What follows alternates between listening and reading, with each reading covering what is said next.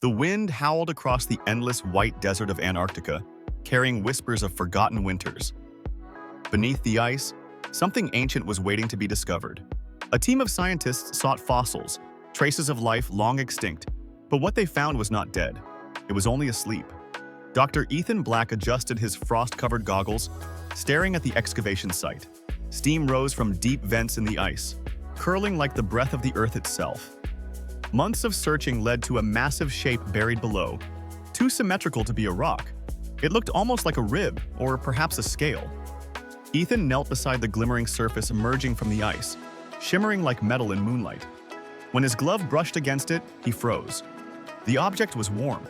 In a land colder than death, this fragment pulsed with heat, a faint but rhythmic vibration.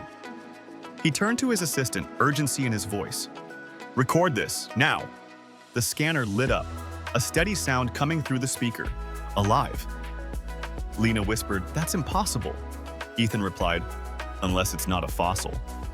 That night, sleep eluded him. All he could hear was that pulse. The artifact rested on the table, dark and shining, emitting heat at random intervals. It felt aware, and when he looked again, an eye opened and blinked within its dark surface. He stumbled back, a low breath filling the tent deep and heavy. Outside, the night sky glowed red. Not the aurora, but something new, something living. A streak of fire crossed the heavens, a burning eye staring down from space. He whispered, "This isn't a discovery, it's a warning." Behind him, the ice cracked, thunder rolling beneath the ground. The camp lights flickered, and then everything went black except for the glowing fragment. A voice spoke inside his mind. "You have touched the heart of flame." Ethan collapsed, visions flashing behind his eyes. Mountains of black glass, rivers of molten gold. Cities built from fire, people kneeling before creatures vast as storms. When the visions ended, silence enveloped him. Dawn had come, and the wind had stopped. The camp was gone, buried under solid ice, as if centuries had passed overnight. Only the artifact remained, untouched on the snow, symbols glowing faintly through the frost. He recognized them. Ancient Sumerian, a translation whispered, "When the flame returns, the sky shall bleed." The ground trembled beneath him, a distant roar echoing across the horizon. In the distance, the ice erupted, shards glittering in the morning sun.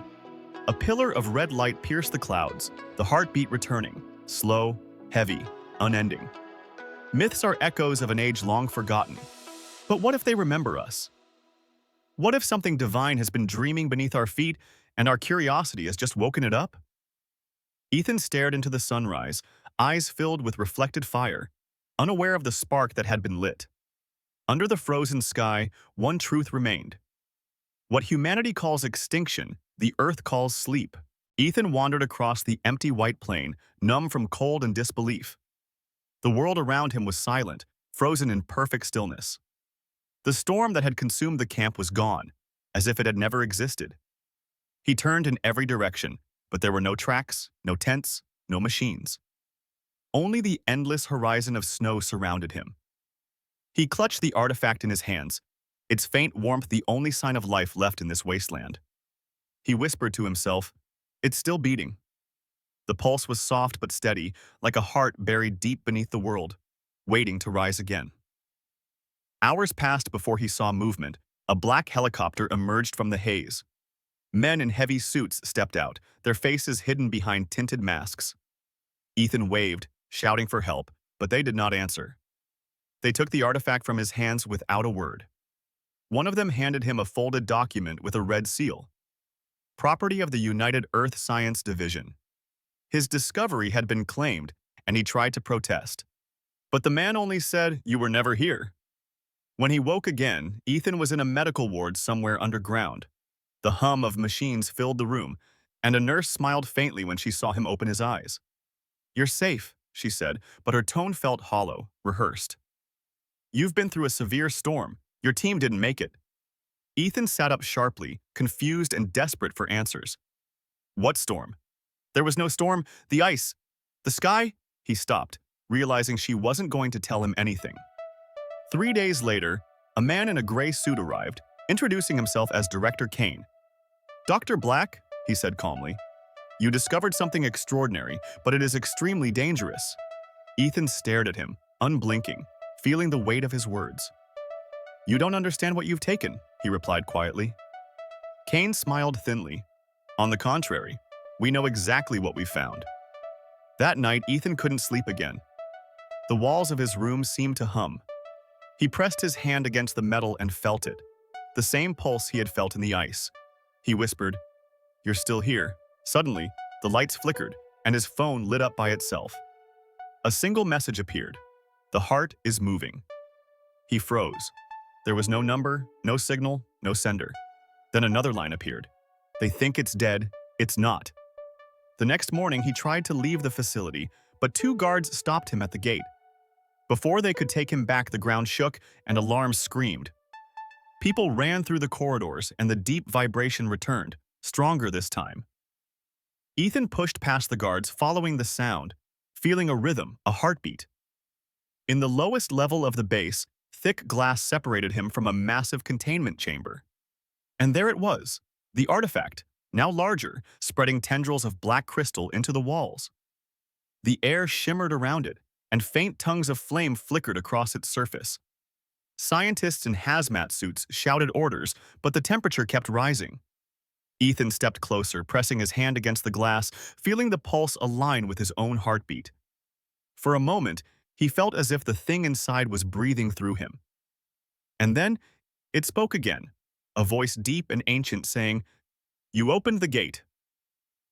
Ethan staggered back, eyes wide, whispering, "Who are you?" The answer came like a storm. The first flame, the breath of creation. The lights exploded and the glass fractured, alarms screaming again. Ethan barely heard them. The voice filled his mind completely. "You cannot contain it. You cannot silence it. We are returning."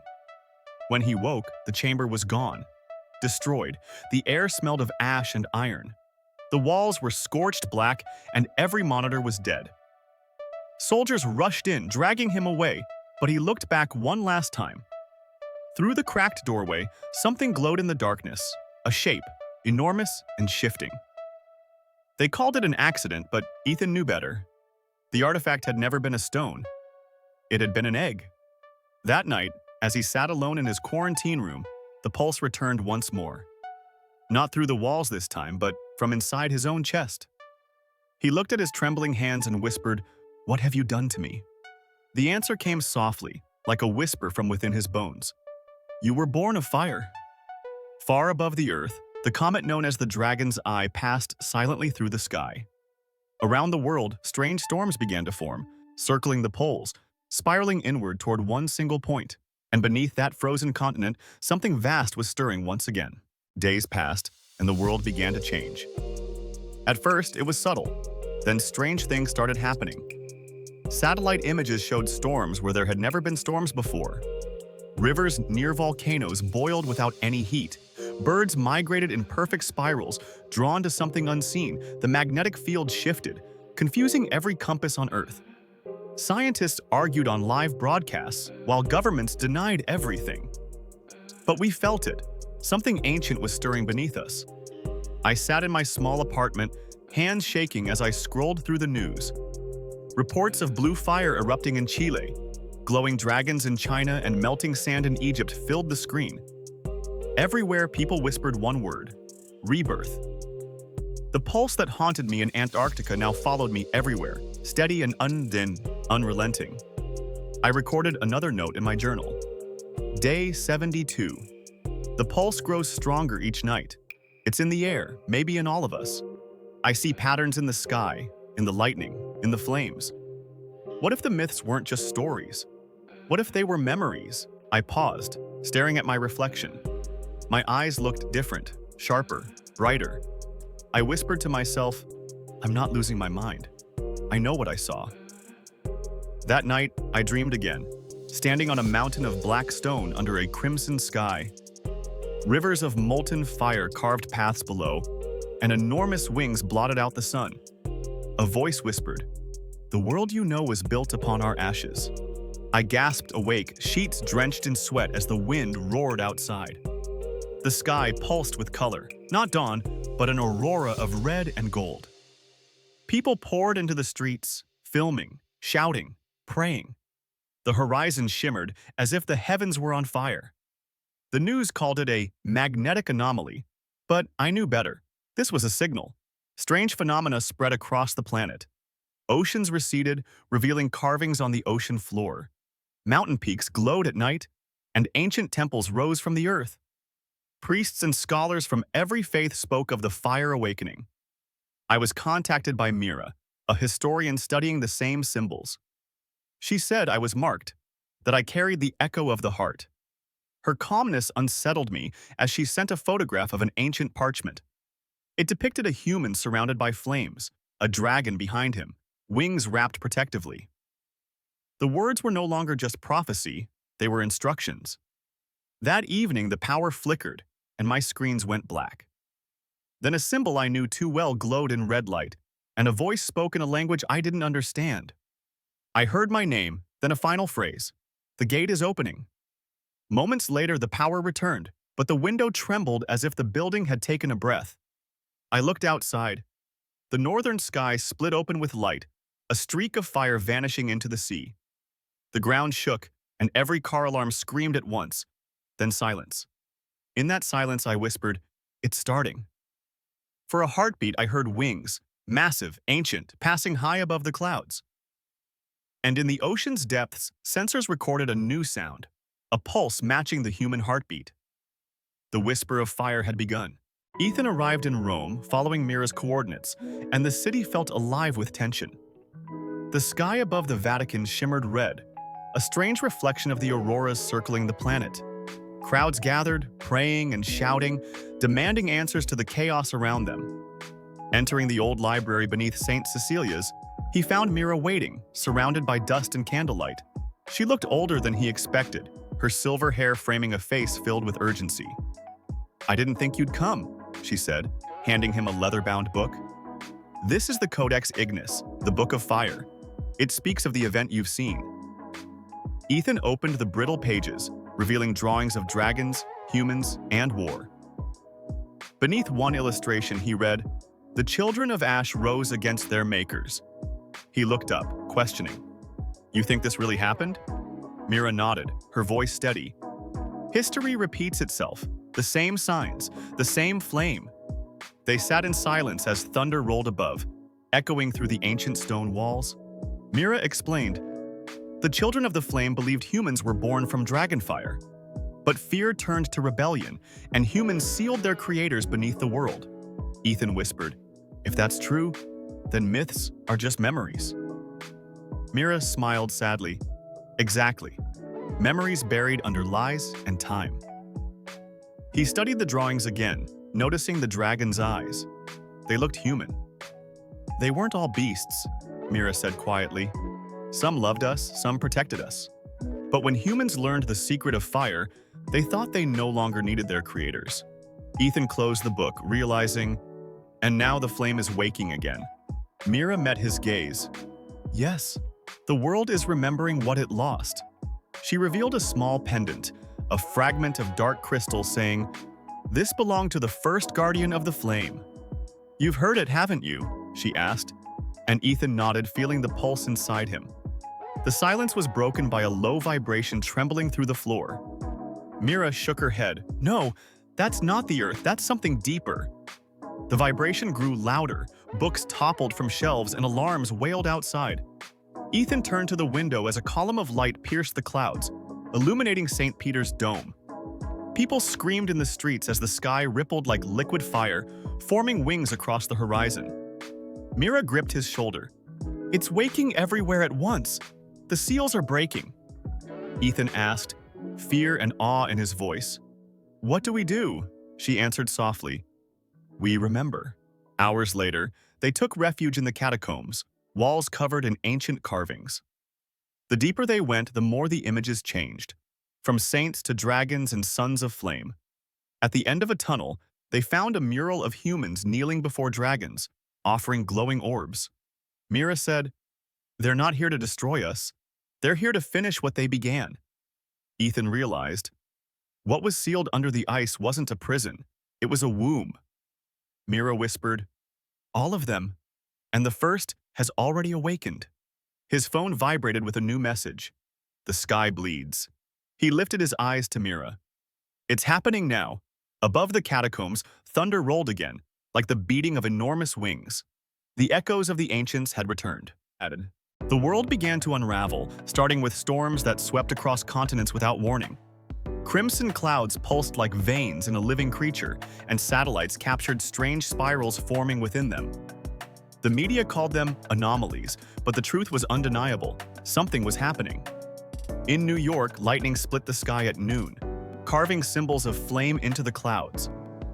In Tokyo, the ocean rose, glowing red as if reflecting a fire deep below. In Egypt, sandstorms howled with whispers of an ancient language, leaving billions in disbelief. Ethan and Mira watched from an airfield outside Rome, feeling the heat in the cold air. It's happening faster than I thought, Mira said, eyes fixed on the sky. Ethan clenched the pendant she gave him, knowing they had to stop it. You can't stop a heartbeat, she replied. You can only understand it. A sudden roar shook the ground, and the horizon glowed brighter than the sun. From the explosion, a column of fire rose, and the storm clouds swirled into a vast eye. Inside the spiral, a massive winged shape emerged. A dragon, alive and radiant, with ancient fire. News networks froze mid-broadcast as the creature's silhouette filled every screen, its roar echoing across continents. Panic spread as airports closed and cities fell into blackout, the age of reason ending. Mira and Ethan fled the airfield, driving south toward an old monastery, a last stronghold of truth. Lightning streaked across the horizon, the sky remembering how to dream. On the radio, a trembling voice reported rising global temperatures and seismic activity beneath Antarctica. It's waking up, isn't it? Ethan asked, gripping the wheel tighter. Not waking. Returning, Mira whispered, her eyes closed. They stopped near the ruins of a village, the air thick with metal and ash. Ethan looked up at the storm, feeling its gaze upon them. It feels like it's looking at us, he said, but Mira knew better. That night, they sheltered in a crumbling chapel, the walls glowing faintly with lightning. Do you think it's calling to me? He whispered, and she replied softly, It already has. Outside, the storm reached its peak, winds howling and fire dancing through the clouds. Somewhere beneath the sea, something vast stirred, aligning with Ethan's heartbeat. The storm split open, revealing a blazing eye, larger and brighter, staring directly at him. For a moment, everything stopped, and then a voice filled his mind. The seal is broken. The world had entered the eye of the storm. Ethan woke before dawn, the air in the chapel still, yet tinged with smoke. Outside, the sky blazed in crimson and gold, as if the horizon was on fire. The storm had calmed, but something deeper had shifted within him. The warmth in the air felt alive, and his heartbeat pulsed with the earth. He whispered, It's inside me. Mira stood by the doorway, gazing at the rising light from the sea. Do you feel it? She asked softly, and Ethan nodded. Yes, it's calling again. Then listen, she urged. You are connected to it now. Why me? Why did it choose me? He questioned, confusion in his eyes. It didn't choose you. It recognized you, she replied, her voice steady. Her words hung in the air, a secret he had always known but feared to confront. The pulse within him grew louder, echoing memories that weren't his own. He closed his eyes, and the chapel faded, replaced by a world of flame and light. He stood on blackened cliffs, overlooking a sea of molten gold, the sky ablaze above him. He wasn't dreaming, he was remembering. Cities of obsidian and bridges of fire floated in the air, and he saw the dragons.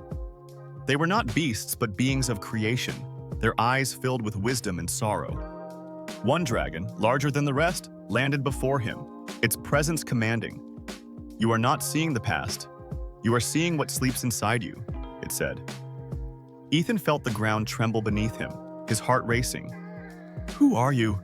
He asked, his voice barely a whisper. I am the first breath, the fire that shaped your kind, it replied. You were born of us, but you forgot. You buried your own heart beneath the ice. He struggled to comprehend. We thought you were myths. And myths are simply truths too great for small minds, the dragon rumbled. The world shifted again, the skies darkening as dragons roared in pain. He saw ancient humans rising against them, wielding weapons of light and sound. The air filled with chaos, screams, and thunder. The first war. They feared what they could not control, the dragon whispered. Ethan fell to his knees, overwhelmed by the vision consuming him. He saw a great dragon sealing itself beneath ice and stone, a promise echoing through time. When your world forgets warmth, I will return. The scene shattered, and he gasped, back in the chapel, trembling. Mira knelt beside him, her face pale. What did you see? Everything. The beginning, the war, and the truth, he whispered. He looked at his hands, glowing with golden lines like liquid fire. It's changing me. Mira touched his arm gently. You carry their blood, Ethan. The flame doesn't destroy, it transforms. You were never just human. He stared at her, breathless. I can feel it. Something inside me wants to wake up. Then let it. The world will need you before this ends, she urged. Outside, the wind picked up, carrying distant thunder, though the sky was clear. The storm was not gone. It was waiting. Later that night, Ethan stood alone by the shore, the sea glowing faintly red. He closed his eyes, feeling the pulse of the earth beneath him. For the first time, it felt like coming home. He whispered into the night, I'm here. I remember. The water rippled, revealing a shadow beneath the surface, massive and ancient. Slowly, the creature rose, its wings scattering water into fire-lit mist. The dragon emerged, scales gleaming like molten gold, eyes burning with recognition. Ethan could not move as the creature lowered its head, warm breath against him. It spoke without sound. Welcome back, child of the flame. Tears filled his eyes as he reached out, trembling against the dragon's snout. In that moment, the world fell silent, the pulse in his chest matching the dragon's heart. He understood now, the connection, the calling, the destiny he could never escape. He whispered, What do you want from me? The dragon's voice was like wind over fire. Not obedience, memory. The fire sleeps inside all your kind. It is time they remember too. The dragon lifted its wings, and for a heartbeat the sea turned to light. Ethan fell to his knees, blinded by brilliance, overwhelmed by awe. When he opened his eyes again, the dragon was gone, the horizon calm. Only the warmth in his chest remained, a voice fading softly in his mind. The heart has awakened.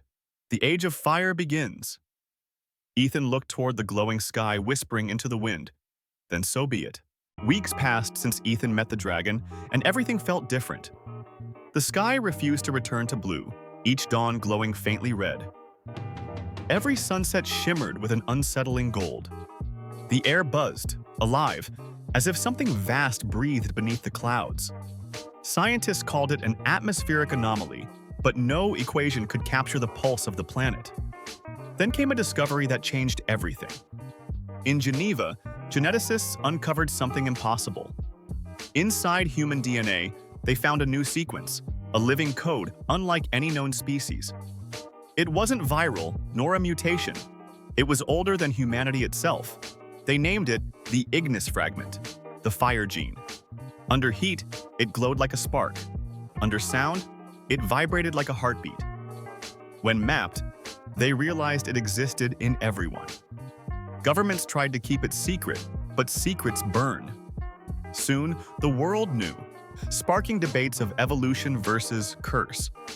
Protests erupted in the streets, temples reopened, and old prophecies resurfaced. People began to change, eyes reflecting light like gold.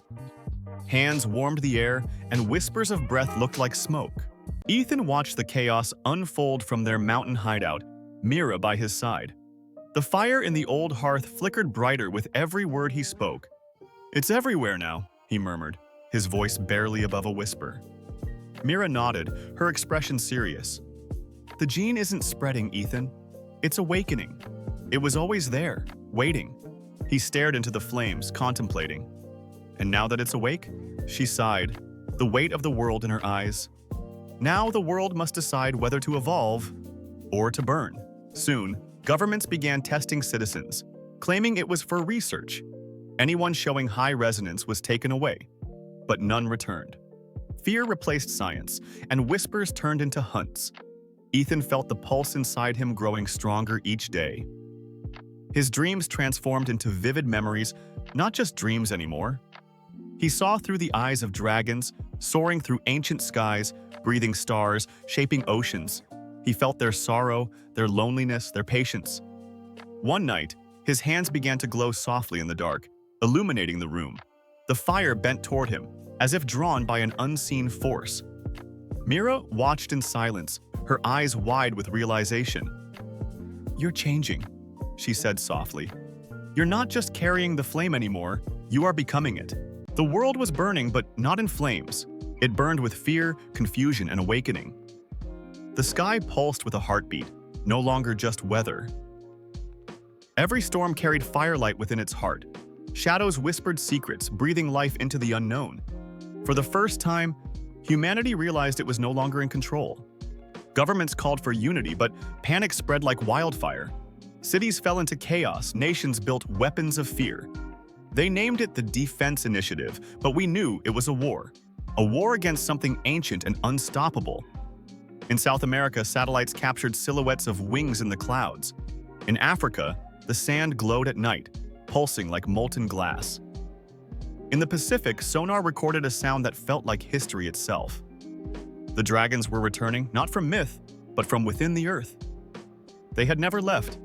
They had only slept. Ethan and Mira watched from a safe house near Delphi. Outside, people prayed. Inside, the news showed live footage. A creature emerged from the sea off Japan, wings breaking the surface. The broadcast cut out, but the image burned in our minds. Mira whispered, "They are no longer whispers in dreams. They are home." Ethan repeated, "Home," testing the word's weight. "Then what happens to us now?" he asked. "That depends on what we choose to remember," she replied. Days turned chaotic. Martial law was declared. Regions lost contact, satellites went dark, and fear spread. Yet, amid destruction, there were places of light. Villages where fire fell from the sky, renewing the land. Forests burned with golden flames, regrowing overnight. People spoke of miracles, while others feared monsters. Ethan felt a pull inside him, the dragon's voice whispering. It spoke of balance, not conquest. The fire does not destroy what listens. One night, storms gathered as Ethan stood at Apollo's temple. The marble cracked beneath him, the earth recognizing him. He saw the golden pulse flowing through the stones, matching his heart. Mira joined him, whispering about the children of the flame. "They believe this place was built over a sleeping dragon," she said. Ethan closed his eyes, feeling its presence waiting. The ground trembled, wind rushed through the temple halls. The voice returned, stronger. "Open the gate, child of flame." The stones cracked. A pillar of light erupted, piercing the night. Wings unfolded from the light, vast and shimmering. A dragon rose, not in fury, but in grace, scales burning with gold. As it lifted its head, every storm on earth fell silent. Ethan fell to his knees, overwhelmed by its gaze. The dragon spoke, "You are the bridge between what was and what must be." Mira wept beside him as the dragon scattered sparks like stars. Each ember drifted, awakening the Ignis gene in people everywhere. Fear turned into wonder, and the world began to transform. For a moment, humanity stood still, united beneath the burning sky.